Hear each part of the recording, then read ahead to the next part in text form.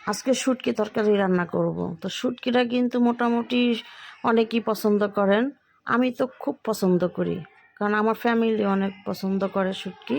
তো আজকে শুটকি দিয়ে আপনার সাজনা দিয়ে, বেগুন দিয়ে, ছোট আলু দিয়ে, তারপরে আপনার কাঁঠালের বিচি দিয়ে মাখা মাখা করে রান্না করব।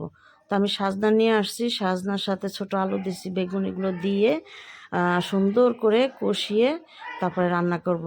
তো আমার ঘরে মশলা কষায়া তারপরে আমি এখানে শুটকিতে কিন্তু আপনার হলো রসুন বাটা দিতে হয়, মানে আদাটা না দিলেও চলে, আদা দেয় না, তো রসুনটাই যায় শুটকির সাথে।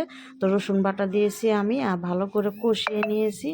কষানো হয়ে গেলে সুন্দর করে তারপরে হলো আমি এখানে পানি দিব, অল্প করে পানি দিব, একেবারে মাখা মাখা হবে, তারপরে আমি এটাকে নামাবো। তো আমি পানি দিয়ে দিলাম ভালো করে কষাইয়া। তো আমার এই সাজনা তরকারি হয়ে গেছে মাখা মাখা, এবং গরম গরম ভাতের সাথে